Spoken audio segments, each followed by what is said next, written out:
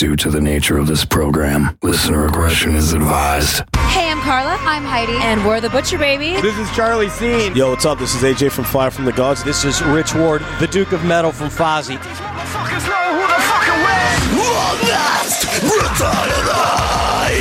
Saddam Leader from In Search of Sun. This is Beefcake the Mighty from Guam. And Postulus Maximus. Ahoy, this is Chris from Maelstrom. Yo, what's up? This is J-Dog from Hollywood Undead. Hi, this is Ash Costello from New Year's Day. This is Tommy Vex from the Bad Wolves. This is Joe from Dead. Brutality! And I tell you now to stay fucking metal, yeah! Hi, this is Tom. And this is Josh. We're from Beyond Doubts Shadow. And you are listening to Honest Brutality.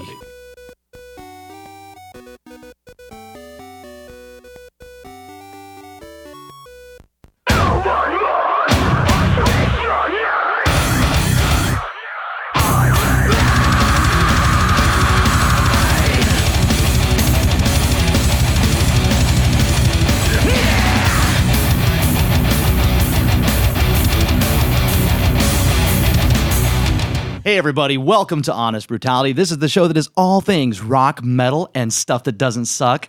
I'm your host, Evil, and I'm joined by my co-host. This is Big Fucking Sloppy. That's right. Yeah. And you are a big sloppy bastard. I threw an F-bomb in there early tonight. You do. You know what? That's okay, though. I'm sorry. We're over it. I will not do that again. Fuck. You know what? It just comes out naturally. That takes the need for the disclaimer right out of it. Yeah. They've already turned it off. Oh. So not a problem. That's the way we roll. So it is our birthday.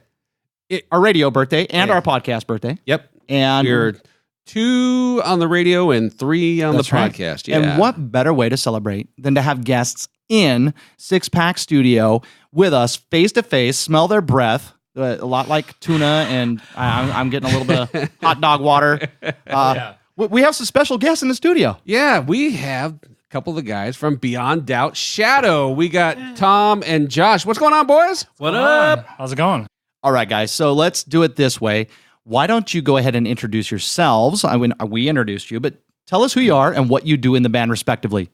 My name is Tom. I'm just a fat kid with a microphone. Oh, yeah. My name's Tom, the fat kid. Tom, the fat kid. You want last name? Is that what that is your last name? Oh, yeah. Yeah, pretty much. Wow. Yeah. It's on his license. Yeah. Is that right? It is. Like McLovin? I'm not proud of it. Yeah. Okay, I am.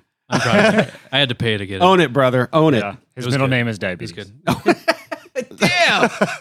All right. I can see where this is headed. Man, this is going to be a lot of fun. I can tell you that right now. I'm just here to drink. Okay. Well, you're in good company. And yourself, sir? My name is Josh Julien. I play guitar, and I'm generally the dickhead in the band. Oh, well, every band needs one. Do you like play guitar, or do you just pretend? Okay, so I hold the guitar? Yeah, that's more like yeah. No. So your rhythm. Yeah. Yes. Nice. I don't know why that was a worse insult. Everybody. That was worse. Well, everybody knows that Travis is the guitar player. Oh, my God. Guys, thanks so much for coming in to the studio and doing the show with us on our birthday. Absolutely. Congratulations. Thank you. We're happy to be here. Cue the canned applause. And, no need. No need. Yeah, and you guys totally killed it because not only did you come to the studio on our birthday, but you brought birthday gifts. We did. You guys did. You brought a bunch of swag. Yeah. So first of all, let's just talk about it a little bit. You guys are actually right behind a brand new album that you just finished. That's right. We're happy about it too. You should be. It's fantastic. Thank you. 4 years in the making. It took a long time. Anybody who's familiar with our show, who's listened to any of the radio shows, has heard all about this album at this point because we've talked a bunch about not only the music, the artwork, but the interesting aspect of marketing that you've taken to promote this and to sell it. I think this is potentially the future I would tend to agree. Modern Absolutely. media, physical media. Because how do you sell a CD? You buy a car that doesn't have a CD player. Exactly. It's true, right? It really is. It really is true. I think I've had one CD in the deck of my car in the 3 years since I bought it. Look, and man. Usually that's like a soda holster. Yeah.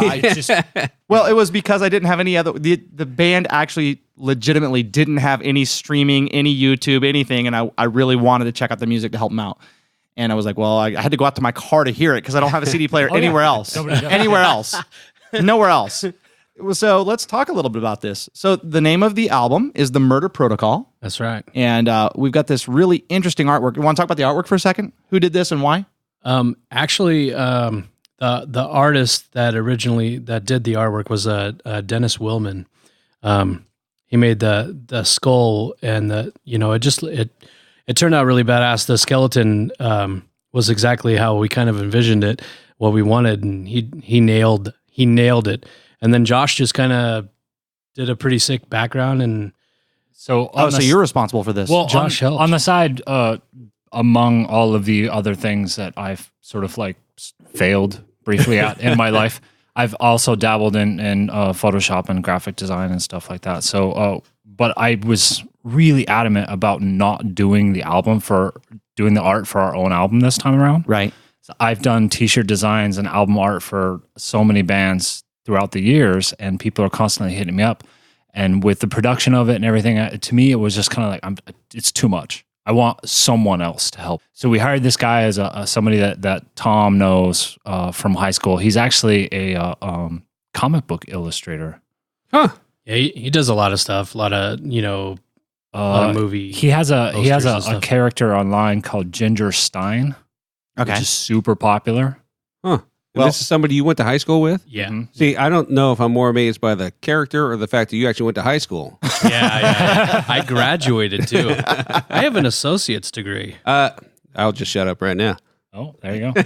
Well, fuck you. I think the thing that's really interesting about this, so we should just go, the artwork is awesome, but I think we should go just a little bit deeper because I'm holding this and we're doing an audio-only program at this point. Right. It's hard to explain, but this is actually an evidence bag like you would find collected from a crime scene. Yes. Yep. And it's pretty unique. Now, it says case number, and it has a unique number. Do they all have a unique number? Yes. They do. They do. So it's kind of a collector's item. They are. Absolutely. Hold on. I'm going to make that really valuable. I'm touching the bag. So you're actually getting your DNA on there. You're welcome. You probably should have just used your hands. Should we give you a moment? Now it has all kinds of extra chromosomes in the DNA. There's a mushroom stamp on there that you can only see with a black light. Yeah. Where's the black what light? we'll do here in a minute is we'll open this up and we'll go through the contents. But it's kind of neat because you actually have a USB drive in here, and that's what the album is on. The whole album is right, on there, including most of the artwork. That is amazing. This is a really great concept. How did you guys come up with this? This was actually Josh's idea. He wanted to do the flash drive and just do something new. Something new, like we were talking about with the brand new cars not even having a CD player in it. Right. Hell, mine's got an 8-track player for God's sake. I don't know. Wow, no, that's nice. He's not kidding. I can actually see your mullet growing.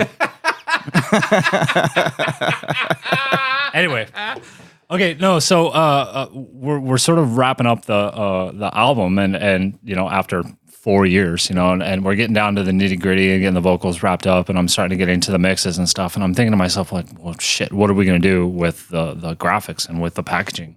And I'm really not a fan, and I probably one of my biggest pet peeves out of music in general is just when people are repeating the same shit over and over and over again. Right. And I think that the really, truly great artists in the world are the ones that break the mold and just push everybody else into a completely new realm and a new direction.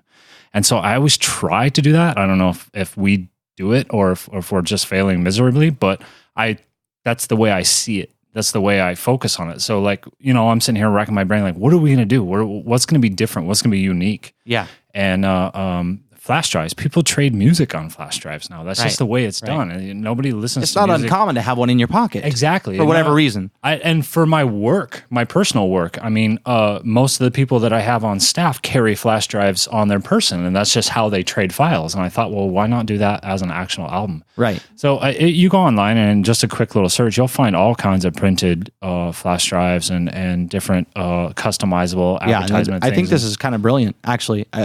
Totally brilliant. If you love it. really search deep, there are hidden photos of Josh in there. Is that right? Yes. So they're like encrypted? Mm-hmm. Well, I'll leave them encrypted. If that's...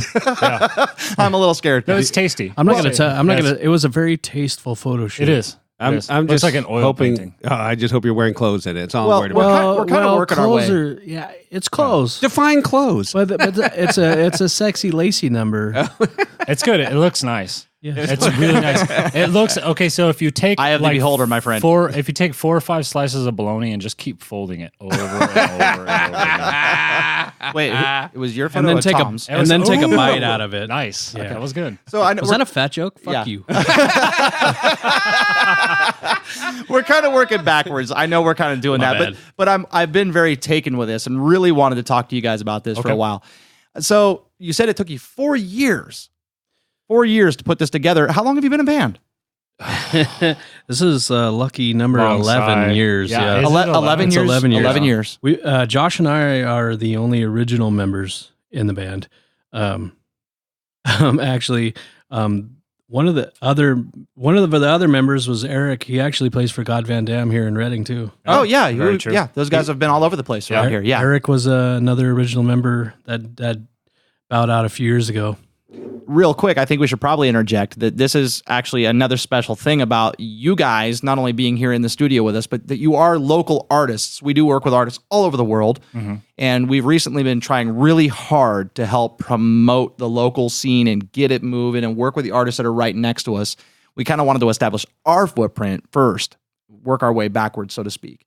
So Absolutely. this is really super cool because you guys are about, geographically, you're like an hour away. Yeah, Less 45 than that, minutes. Yeah. Mhm. So It just follow the banjos. yeah, you guys are really actually that's a whole nother subject. You guys, like a metal band coming from the small town that you're in is actually kind of surprising because it really is a very country bumpkin, small backwoods type town. That's no. why we always Toby Keith wrote a song about we our wrote- entire town. It's called Y'all. we promote our band as mountain metal, because of our geographical location. So that's your genre. Mountain metal, bro. It's different, but we have always attempted to make something different and try to not limit ourselves into one genre of metal rather than just play whatever comes to mind.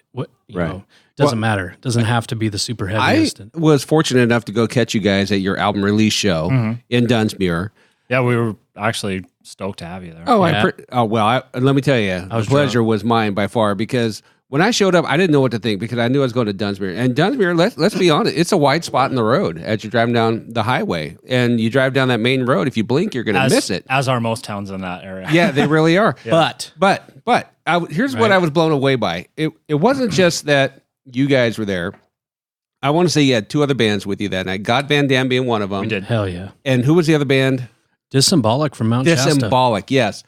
And what caught me, there's a couple things that ran across my mind while I was there. One was, holy shit, the support you guys get there. Right. You guys got more support in that tiny little town, in that tiny little bar, than we get here in this big, large area with a larger population. Which is exactly why we wanted our CD release party to be in our hometown.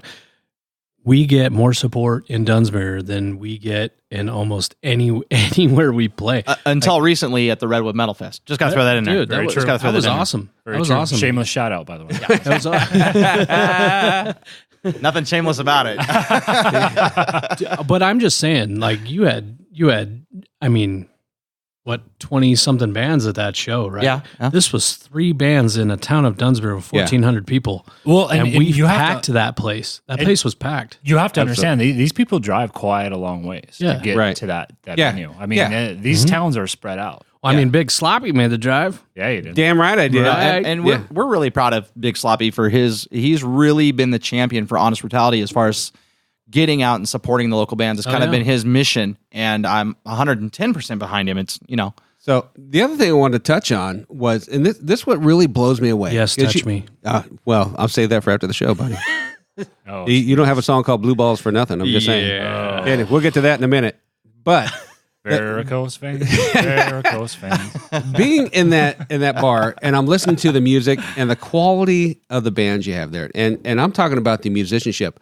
How in the hell? Because I know I was in the Bay Area, and we had a hard time finding a fucking drummer forever, and there was millions of people down there. You guys are in a town of 1,400 people, and I'm being generous here because it's not really 1,400 in town, like you say. Yeah. There's maybe 100 in town. Maybe. Everybody else is surrounding. Yeah. And you got enough musicians there that are like-minded and talented enough to pull that off, because you guys aren't playing just, 70s or 80s style rock. You guys are playing some really intricate shit. Yeah. And to have enough people and enough talent in that little area blew me away.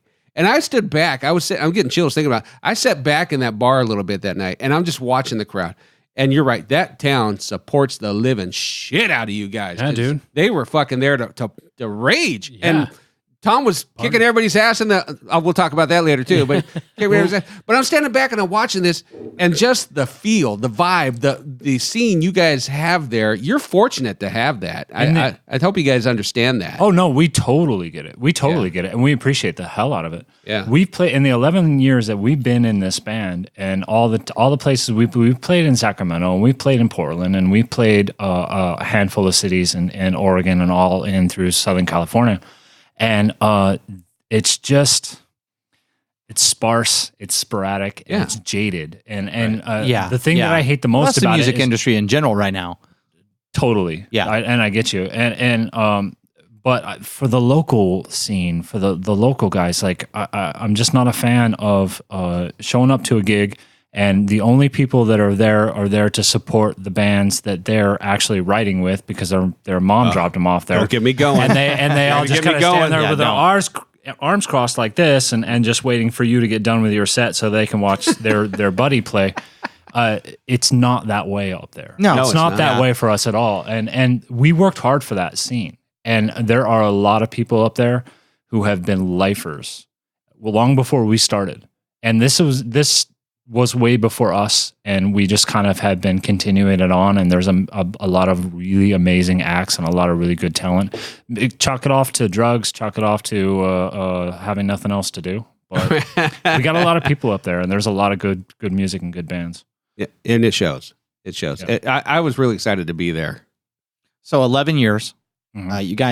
Did you guys like meet in school? Does that sound pathetic? No, not at all. Actually not. Actually, when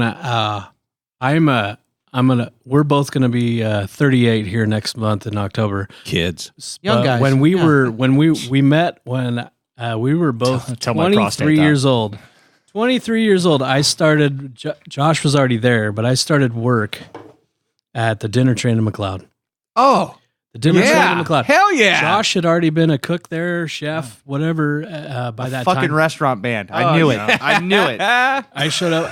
I was looking that was for my baby. Should have called the album The Dinner Protocol. Crazy thing is, I can smell the food right now. I can smell the food. It was amazing. Yeah, it was amazing. No, I didn't. I hated it. But anyway, I started working there, and I ran into this guy, and actually Eric from God Van Dam, one of our original members, also worked there.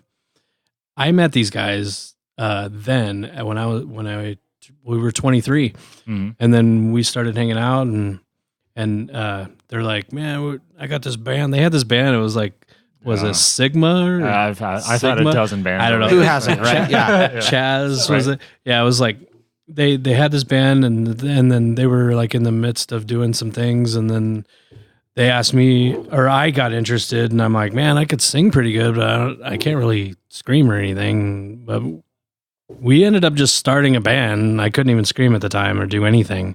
And we just kept pushing and pushing and pushing. And eventually my screams just developed and self-taught screamer writer as all metal guys are.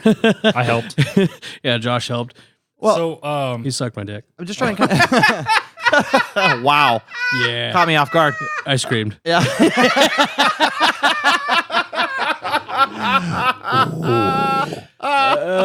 Boom. Wow. I was saving that one. Awful. Wow.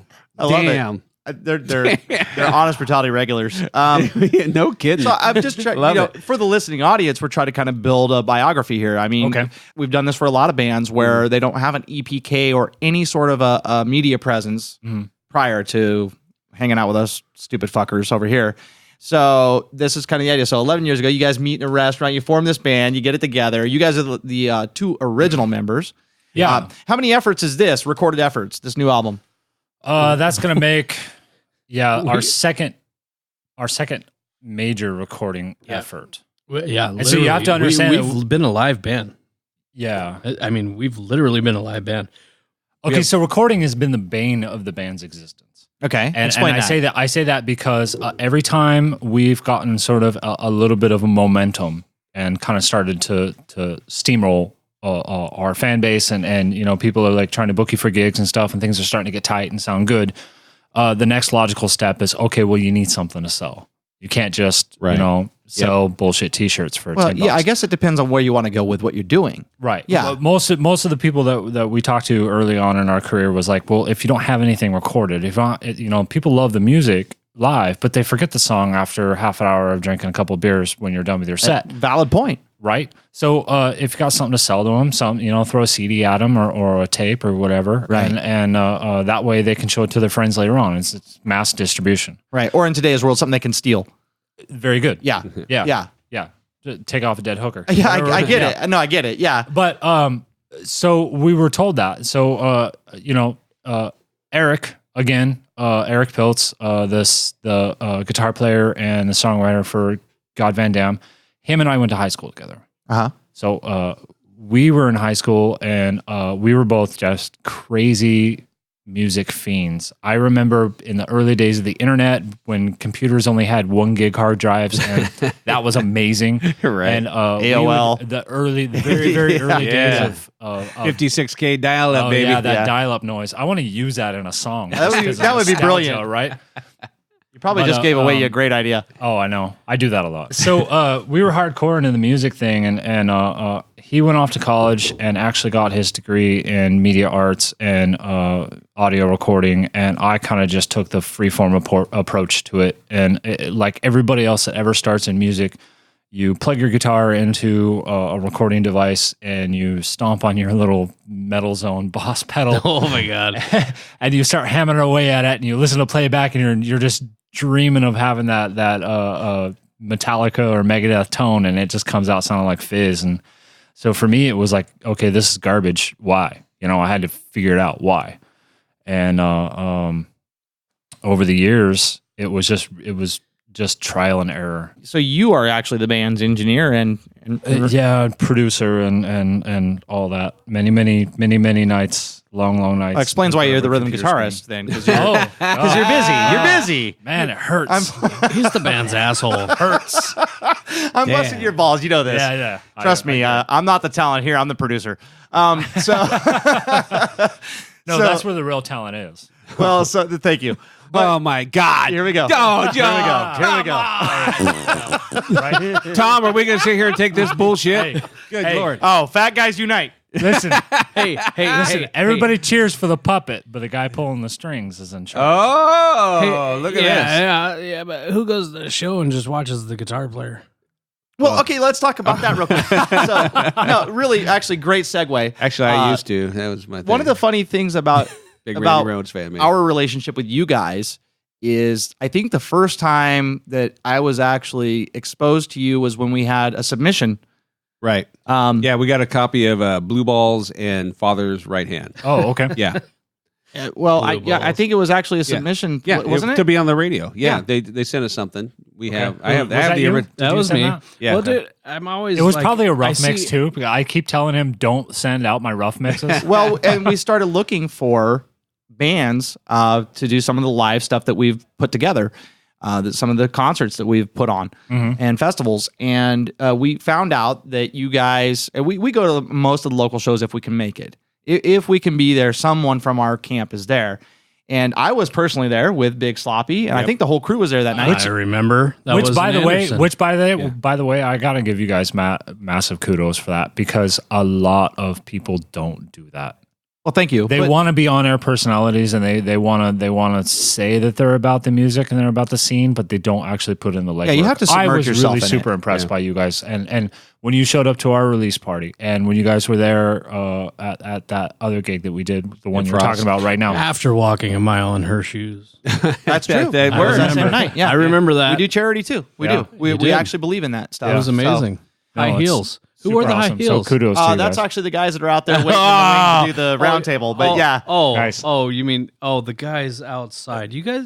No, Listen, Dungeon there's Master a reason they're and outside. the Butcher have a distinct place in this show. And it's outside. And it's outside. That's good. And they'll hear this back. Let me ask you though. Damn. No, I have a question.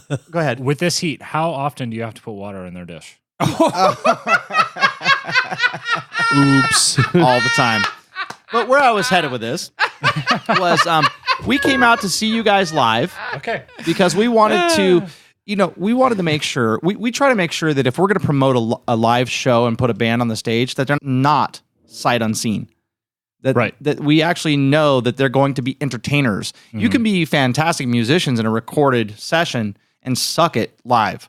And we saw you guys live, and it was that night that we looked at each other, Sloppy and I, we looked at each other, and I'll say you're on stage, that's where I'm headed. Right. But Tom's over here is never on stage, and I fucking love that. We can't do that. stages. Yeah. We've never been able to really keep ourselves encapsulated into those whatever egg crate bullshit I love it. Things that it's so outside of the bounds, and I love it. They take 4 plastic egg crates and they turn them upside down and put a piece of plywood on top of them and go, "That's your stage." So, but that show that you guys were at, that was in Anderson, one of the very first show. I mean, they had only done a show or two before that at Dan Frost's School of Music.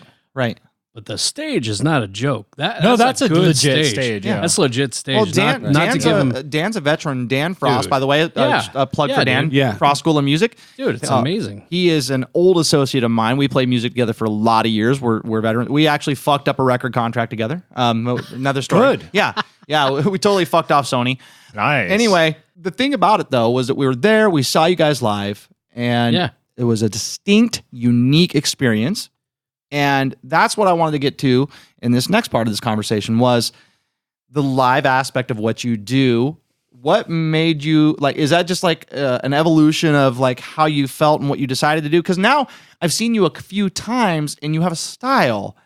And it wasn't just that one. What kind of style is that? Well, here's the thing. That one night we saw you, it could have just been that one night that you did that thing, and it was that one night. But it's not. It's kind of what you do, which. By the way, for the listening audience, Tom, the lead vocalist, you're out there in the crowd, in the audience, interacting, and there's people moshing, and you're out there moshing with them and not missing a beat. And then other band members will come out and join you, and they'll get right in the circle pit with their gear and everything else. This is unique. Okay, so I can tell you this honestly. At some point in our band career, I guess. For the lack of a better word, because clearly not a career. It's a hobby. Just like it's a passion project. Just like stripping as a career. Yeah. Anyway. Okay, so when we first started our very first show, and we were so excited about it, we were playing Wind River Casino in Reading, and it was going to be amazing, and we stayed up all night, and we dyed our hair, and it was going to be this cool, it was going to be our breakout thing. And Wait, you dyed your hair? You dyed your hair. Eric and I both did. Yeah, I didn't. This guy did not dye his hair. Okay. Yeah. No, he did. Anyway, so we do the show, and we have some of our people in the audience film it for us. And I remember very specifically in my brain just thinking, man, I'm killing it on stage. It's amazing. And we watched the video, and it was like watching mannequins. Boring. It was terrible. I was the only one moving. It was awful. We looked at that and we were like, okay, that was sad. That was bad. So you decided to up your game. We decided strategically to up our game, and then honestly, it was sort of a combination of that with just the natural. You go to these concerts and you go to these shows and you see these professionals on stage and you see what they do, and they just beyond the music, these people are larger than life. Mm-hmm. Yeah, that there's that stage element. They're up on the riser and they're there and they're behind the speakers. If I may interject, there's also a moment where it's overly choreographed, right? It has to be genuine. Yes. Right? I mean, that's kind of the thing. Absolutely. And I hate those bands that where he's done that fucking move at that moment every fucking show of the tour. You can tell. Yeah, you can tell. Right. But that's why we only every band choreographs a little bit. We all need to headbang right now. Right. We only do that for certain really distinct parts. The rest of it is like pretty free it's form. very, very small. It's The improv. amount that we've actually choreographed. The rest of it is literally just improv and just doing things and experiencing the live performance, right? Yeah. Now, I've experienced your live performance up close and personal a couple times, motherfucker. Super up close. When you get a 50-year-old man in the mosh pit just trying to hang out like he's one of the cool kids still. Oh yeah, by you the don't way, try to wreck his fucking hip, all right? Yes, that's we some do. bullshit. By the way, Valtrax once a day for 5 days will clear that right up. That said, going back to what you guys have done at Muir and at Frost School, and then even out at Redwood Metalfest, which thank you guys personally. Absolutely. We've not seen you guys No, it was amazing. face to face when you guys played that. It was so much fun, and we do appreciate you guys. You made us look so fucking good. Yeah, I mean that was like a 4 I'm hour sorry, ride but for you guys. like if we weren't there, you guys would have looked so fucking good. Still. Yeah, thank you. The fact of the matter is heavy you bands. stacked your stage, and With nobody heavy was bands. even prepared. It wasn't a competition, but it kind of was. It kind of was. I don't want to brag that we had the best stage, but we pretty much had the best stage. Heavy bands were loaded on the Brutal Rage stage, and that's what. And I put my submission into Brutal Rage stage when I originally did it. I put it in hella late, and you had already had your submissions, and then for some God-given reason, you guys showed up in Anderson and watched us play, and It was I don't know the actual story, but wasn't it like a band had fell out and you were No, not when you were selected. Not Oh, you really? guys. No. Not you guys. Oh, Yeah. okay. We only had. We don't need to get into the Yeah, politics. whole nother There's thing. a lot of politics that go Yeah. on behind the scenes. You But don't no, wanna you know. guys. I was just gonna thank whoever's grandma died. No, that wasn't the case with you. No. Okay. Yeah. You guys were an easy selection for us. You were an easy early because pick. we didn't really have an idea of you guys. And this is why I encourage people to go to live shows. I'm sick and tired of people saying, I support, and you don't go to a fucking show. It's $5 fucking bucks, man. Oh no, you know what? Okay, you Half know the that time show it's you free. were at Yeah. up there, our CD release? Yeah. Free. Free. It was free. That's the reason I went. But you know what else? We never you know what charged else? store. Up there where we're at, the only way I book with a venue up there is if they do it for free. Oh, yeah. No cover charge. I will not do it. I hate I it. won't do it. They could, venues take advantage of bands all the time. Very true. Well, It's like yeah, we're providing. I think it's a slippery slope. But If a band, if a cover band shows up, they have a contract. You pay them $300 to play covers all night. You have original bands, 3 original bands coming to play and entertain for several hours, and we pack the house like we do in all of our surrounding towns.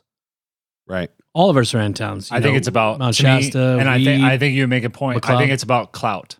Well, and it's also about the venue itself and where it's located geographically. Yeah. There's a lot of factors. That's what a I lot mean, of though. factors. That's what I agree, mean. but I I'm think talking about specifically Right, up where you're there. at. Yeah. Geographically, But I think if the the bars band are not hopping. if the band has more clout than the venue, You're right. then Well, yeah. I think that should be which we always recognized. have. That's like that. That's like that meme I just saw the other day where it said, it's the Morton Downey and he's sighing. Everybody's seen that meme, but it says, "Does your band have a draw? Does your bar?" Yeah. Oh yeah, I saw that. Yeah, And I was exactly. like, Yeah. and I'm thinking, that's every small club in Northern California. Yeah, right. I'm not sure if But I really I want re- you guys to play Yeah. here You know- because it might ruin my image. I'm not What do you gonna mean? The name 3 names, drunk but- guys sitting on the corner Yeah. of your bar? We got a couple here, so I don't ever ask for a guarantee ever. And I never ask it from our bars either. But I ask them to just some gas money and not charge a cover charge. Right. Because Not even the gas money. it's- That's on us. well, I mean, they're going to make just a for killing the on bands bar. coming out of town.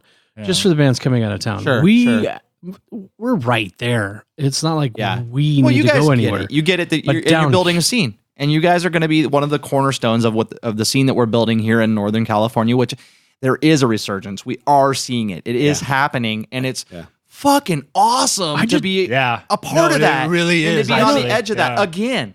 Again, yeah. Because I was there as it was petering out. What's your aspiration? What's your plan? You going to just continue to kind of grind it out and hope for the best, or do you have a plan behind all of this? The goal that we have with this album now, and we're working on it. We need to get some solid band photos. We're working on a press kit. we want to play bigger shows. We want to play at bigger venues. You know, I think it's time. Yeah, it's the next level is to break out on larger You guys stages. are polished. You have a very unique and distinct sound. So you're doing a video. You just did a video. We just did a video with Paul McGuire out of Scotland in UK. He amazing guy, very, very super professional guy. I highly recommend him, and I'm not even just doing a shameless plug here.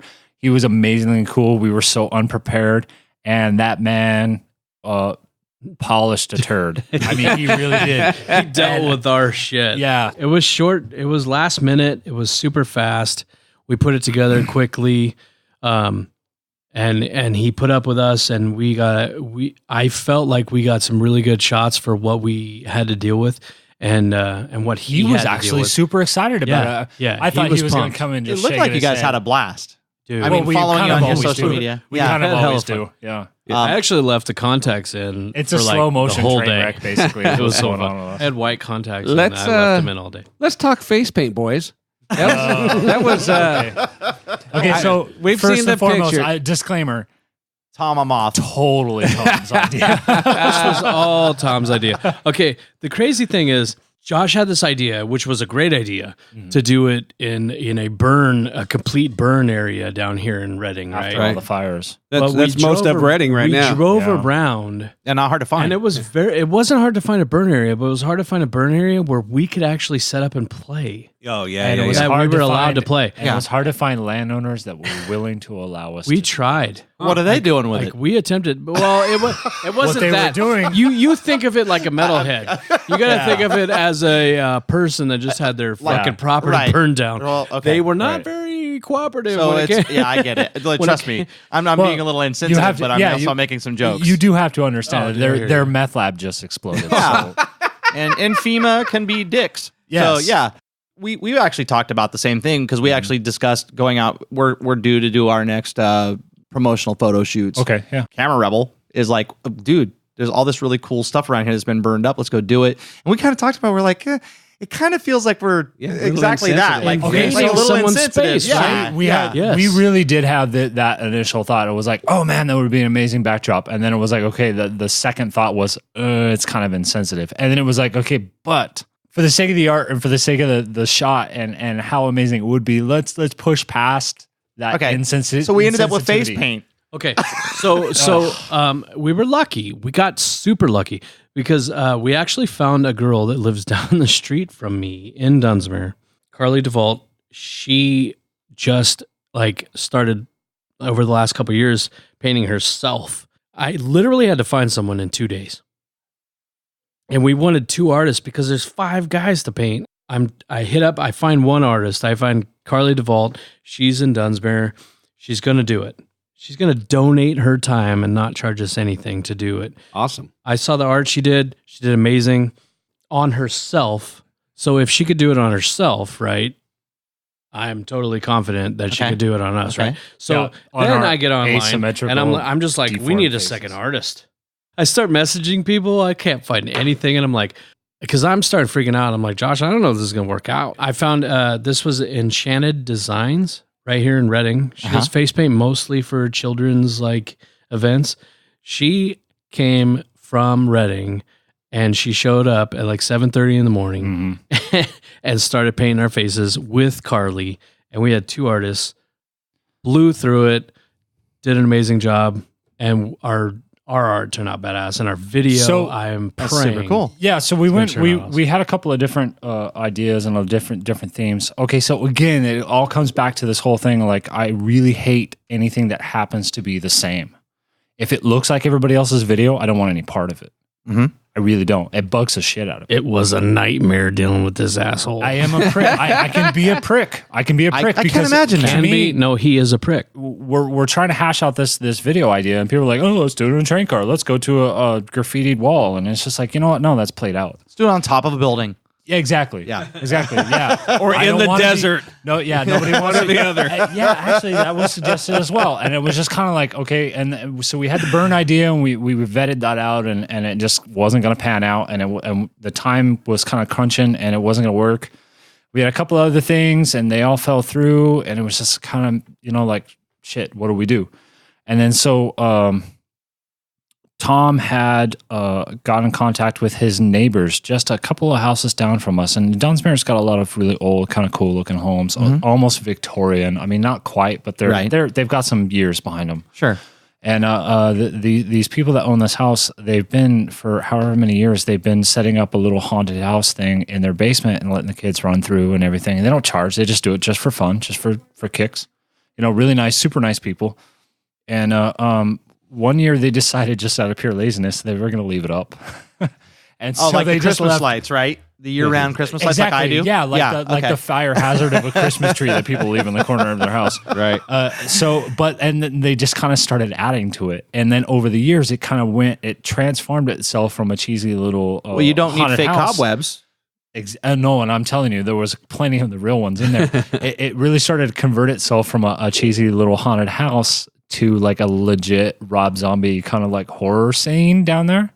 And they had some storage things in there, like, oh yeah, we'll pull that out. And we're like, no, leave that. That's cool. Like these really old, like in the background of some of the shots in the video, they actually have a legit little horse carousel thing. You put a quarter in and you ride it. It's like all made out of metal and stuff. Yeah. They got some really cool shit. So we're like, you know what? School. Screw it. We'll just go with it. And so we did like this sort of like Louisiana Southern voodoo paint kind of thing in there. And we got this, I went to Home Depot because I'm cheap.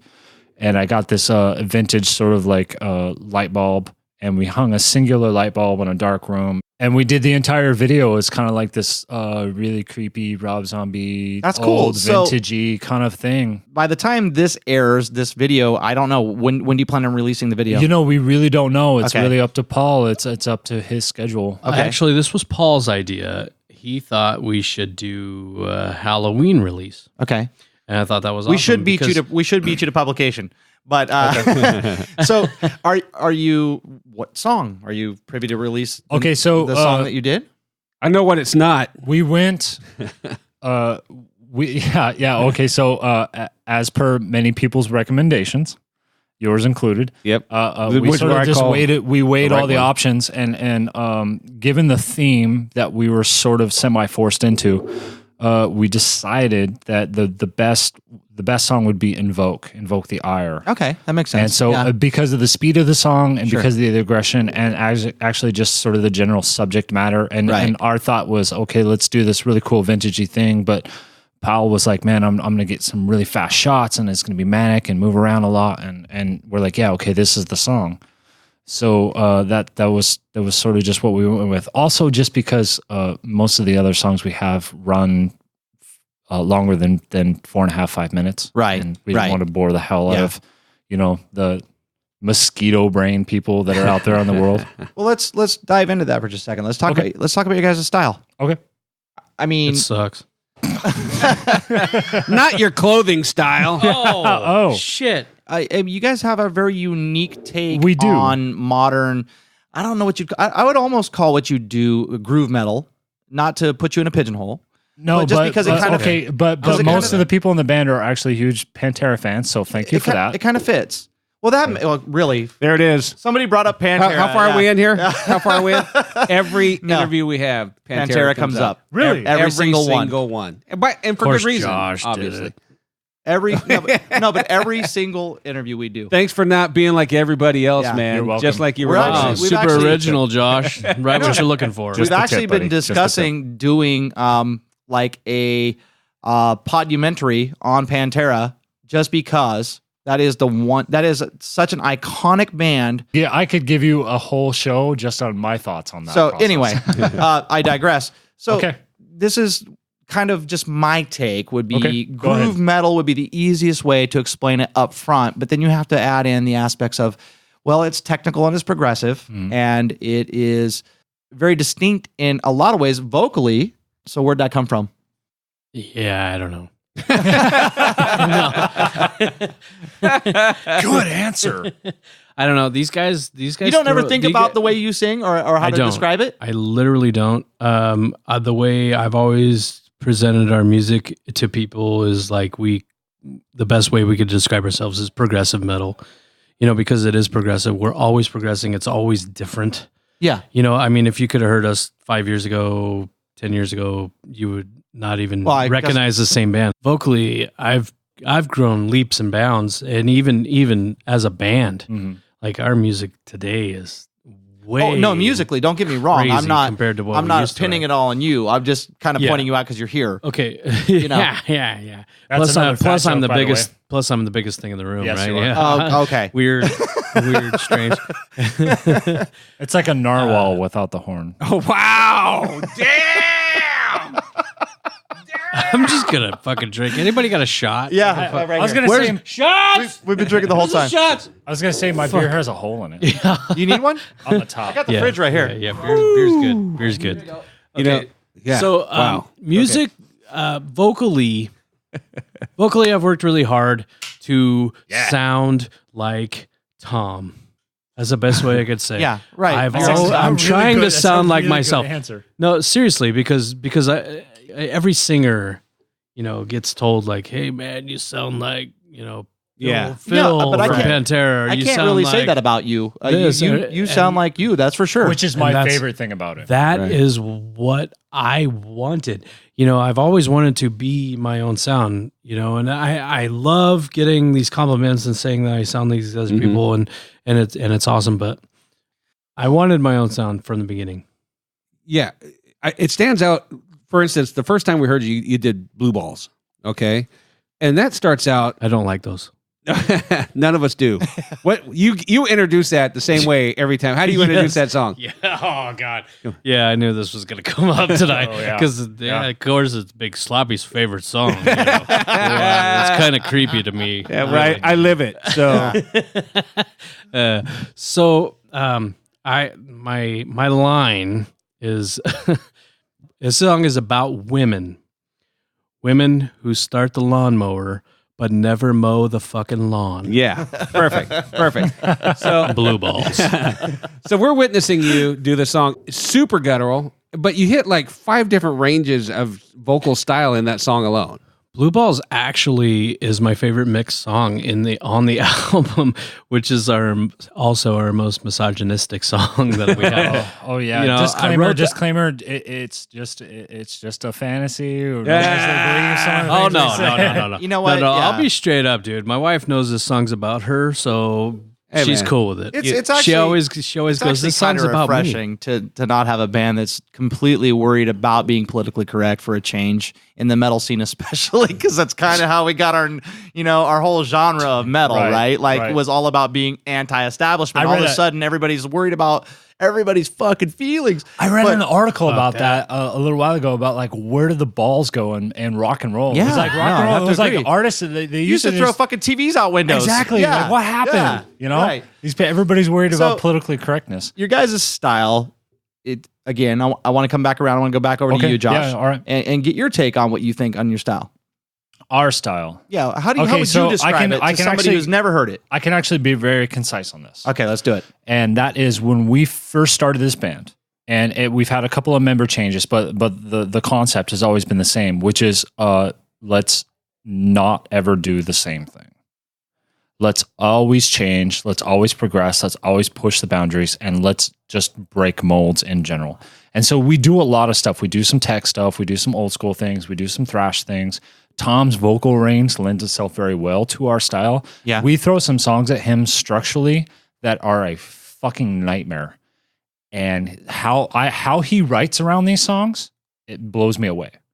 Well, yeah, and from an outside perspective looking in, we listen to a lot of fucking music here. Okay. A lot. Mm-hmm.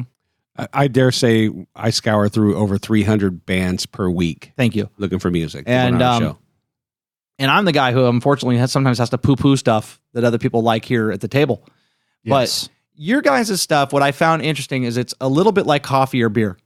It's one of those things that's like really fucking good, but sometimes you have to have a few sips before you appreciate it. Mm-hmm. Does that make sense? Yes. It's an acquired taste for sure. Yes. So how does that happen? If you guys are like-minded and being progressive and doing something new, how do you write that? To be honest with you, the songs mostly are guitar based. And it was in the early days when Eric was still in the band, and when he stepped down, and Travis Giulietti, which is the other guitar player, our bass player, his name is Trevor, and Trevor Coxey, and he actually contributes to a lot of the guitar riffs, and so it's a guitar-based band. And in the early days, what we would do, it was just, okay, let's see if we can write something the other guy can't play. Okay, so it was like it was sort of like you know, personal challenge. The guitar, the guitar version of let's whip it out and see which one's bigger, right? Which made a vocal nightmare. Yeah, and he hated the shit out of it. So I'm a really big fan of like going through a song. I see writing music the same way I see as like when I do any kind of artwork or graphic design. It's in stages. You don't take the first sketch. You do it 6 or 7 times until it's refined enough to the point where it's what you actually want. And so that's what we do with music. We've had several songs that have gone through progressive stages over the course of several years. We had one song we used to play that I wrote in high school when I was 16. Wow. And we used to play up until 5 years ago. Still play it. And it was one of the favorites, one of the Still fan gonna favorites. play it. Yeah, yeah, people still talk shit about that song too. Anyway, I digress. But we hash out and we rehash out structure and we try to do things different and we think, okay, well, what did we do last time? Let's not do that. Let's do something different.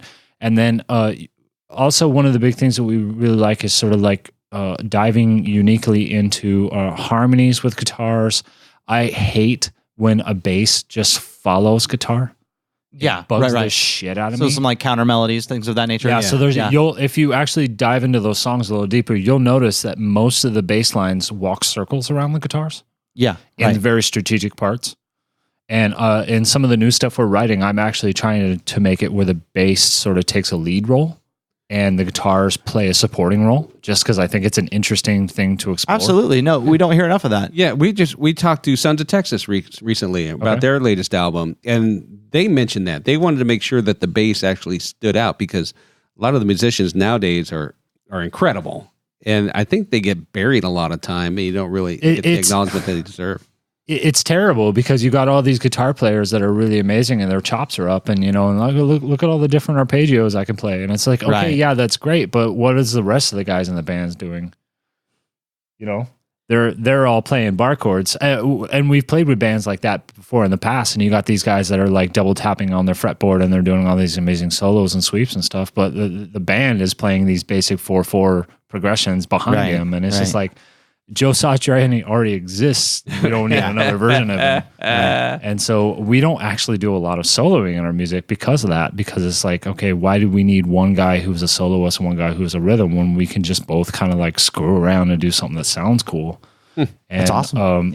And with the drum approach too, Derek and I work really hard on the structure of the drums. Sometimes I'll program some stuff and I'll throw it at him. Sometimes we'll let him go a little bit more freeform. I've actually gone as far as have him play things in his house, and he'll do like a little video camera over the top of him, and then I'll take his performance and I'll map it out on the computer, and then use that as a base structure, and then we'll kind of like hash out like, okay, well, where is it weak and where is it good, and and it comes out. No, but you guys' shit is technical, so it makes sense. You kind of have to just dissect it and really look at it. Yeah, and I love technical, and I love tech death, and but I also love Alice in Chains, and I really dig. And I think most of the people in the band have these like other bands. It's like, you know, I have my guilty pleasure music too. Sure, and you know, it might not Christina be metal. Aguilera. Oh well, I wouldn't say music as much as porn. Aqua. Anyway, Porn. Yeah. Speaking of porn. You guys. Speaking of porn. Yeah. At the Redwood Metalfest, we had a little fun, and we did our game show. Was I there? Yeah. Oh, you were definitely there, buddy. You were at the after party. So at the after party? At the after party. I failed miserably. Do you realize how many trank darts it took to take you down? We did a live version of our game, band name, porno, or Big Sloppy made that shit up, and Tom thought he was going to be great at it, raised his hand right away, raced to the stage. I know every porn there is. Yeah, I'm awesome. I whacked off to this last night. I got it. I thought my knowledge was very substantial. Yeah. Yes, granted, he has very specific tastes. But little did I know that Big Sloppy's porn knowledge is way better than mine. Well, holy shit, this guy is porn knowledgeable. Had it been in the this guy very jerks small, off very niche subgenre of Korean dolphin porn, Tom would have won hands down. I gotta tell you, this is true. But like Big Sloppy definitely jerks off to more porn than I do. Because like, well, and he makes up some good stuff. Yeah, well, I mean, he's made up some stuff. I thought, I might want to watch that. Recently, seriously. Recently we had our game show online, and Tom sat in with us for a little bit. Now, Tom, this is going to make you moist right now. You're going to get moist. What are you talking about? I love that word. I'm moist right now. That chair you're sitting in right there, that's the same chair I sat in during that show. Yeah, I see you getting moist right now. Yeah, that's because I spit beer all over myself. I'll just say it. I'm moist because I'm hot. You're welcome. Well, we're about to wrap this up. You're welcome. I got a couple more questions real quick. Did you guys have a good time? I always have a good time with you right guys. Now? Yeah. Dude. Did you have a good time tonight? Yes, absolutely. Thanks again for hanging out with us. We really appreciate it. You guys are badass. Thanks for having us. It's time to tell the listening audience, how do they connect with you? How do they find your music? How do they listen to you? How do they book you? All of that good stuff. Okay, so if you have not already bought our album, and shameless plug, please contact us on Facebook, Instagram, MySpace. Wow, really? Really? Oh, okay. No, not really. That's a joke. Wait, how do you log in? I can't remember mine. That's a joke. No, we actually still get MySpace emails. Get a hold of us on the socials, and we're out there except for Twitter, because Twitter is bullshit. We'll put the links in the show notes. Okay. But also, you can also download the album. You can go to any media outlet, your iTunes, your Google Play, your Spotify. I mean, it's available everywhere. Yeah, anywhere you could think of, it's available. We put the money up there. So rather than going with a label or anything else like that, we decided that we were going to use online distribution, and so we put the cash up, and so the music is literally everywhere. Perfect. And all you have to do is really just type our band name in, and it'll be there. And we're looking forward to seeing what, like a spring tour, maybe. That was kind of the next step. We were thinking a couple of the guys in the band are sort of moving homes, and we're getting things set up. And once that stabilizes, we're gonna start rehearsals. We got a lot of writing that we've been doing recently. We're kind of branching out and doing some new stuff and going into new directions. Already working on new stuff. We think that we should do a tour, and Honest Brutality should roll with us. Hey. Well, Big Sloppy is available, so I'll So one man act, right? Listen, so don't challenge me with a good fucking time. I'm in. Challenge what's the premise? Accepted. The premise for Big Sloppy to be there? Yeah, you're one man act. We'll do the fucking game show. Yeah, Tom will continually lose, but we'll do it from the stage. Okay, so I hear me love out. losing. Hear me out. I'm thinking fiberglass underwear. Okay, I like where you're going. I have some, so we're good. Right. Keep it going. And then you just run circles on stage until you pass out from bleeding. Kind of like Dancing Guar. Bob. Like Guar. Yeah. I like it. Yeah. But more bleeding. Yeah. Like physical bleeding, not like fake. Well, at my age, it's not hard to do. Yeah, we'll He's got a lot of that have going on. EMT stand by. It's just, I mean, come on. All right, everybody. We're not assholes. The band is Beyond Doubts Shadow. The album is The Murder Protocol. Get and it. You guys, thank you again. Keep in mind the physical copies are a little bit more money, but they come with all the cool extra shit. That's right. On the USB, there are 3 versions of the album, 3 full versions of the album. You've got the MP3, you've got the CD quality. So it's formatted, ready to drag and drop into your CD burner if you're just a super 90s douchebag. Way to sell that album there, Josh. I love it. All right. I love it. Yeah. Okay. So, and then we got appealing to the older crowd. We got the high res, which was mastered at the same bit rate which I recorded it. So it's high fidelity if you're into that kind of thing. And then all custom digital album art and all kinds of cool stuff. We even designed some wallpaper for your phones if you want to shamelessly plug us. Bitchin'. Yeah. Love it. Yeah, it's a little bit more money, but there's a limited run of those. So I think we only made 100 of them, and they're individually numbered. And I sat down for a long night with a red pen, and I hand wrote out all the numbers. Wow. I love it. Wow. All right, guys, there's one more order of business before we let you go. And that is we require anybody, especially guests that have been in Six Pak Studio, to give us their best Stay Metal in their most metal voice. Let's hear it, Josh. Stay metal. All right, Tom, yours. No offense, and don't worry about it because we've heard much worse than that. You're doing fine. Oh no, sir. it was good. You're doing it was fine. good. Love it. Thank you so much for hanging out with Honest Brutality. We really appreciate you. Do us a favor and go over to wherever you're listening to this, especially iTunes. We don't understand how it works, but if you go over there and rate and review, we don't really care what you say. It helps us. So please do so. You can also check us out on all of our socials. We're on Facebook, Instagram, Twitter. Come over and hang out with us. We're always interacting and posting up fun stuff over there. You can always give us a call if you'd like. Please give us a call, 530-962-0411. Again, that's 530-962-0411. Everybody's welcome at Honest Brutality. That is true. And you can also find all of our merch. You can contact us via email, and you can find the podcast. The old episodes are archived all on honestbrutality.com. So come over there and check out all things Honest Brutality all the time. You can also check us out on Rock Rage Radio. We have 2 shows. Yeah, Tuesday nights, 5 p.m. Pacific, 8 p.m. Eastern. You can listen to Center Stage with Honest Brutality, where we feature bands you've probably never heard of, but you will enjoy. And check us out on Rock Rage Radio on Saturdays. That's 1 p.m. Pacific, 4 p.m. Eastern. It's a 2-hour show where we play all kinds of artists from all over the world. We rarely repeat songs, and some people get pissed at us for it, but we just do our knucklehead conversations about whatever's going on in the world, what's on our minds. Yep. And that is a fun show that people really seem to enjoy, and we interact with the audience while we're on the air. So come on over, check us out.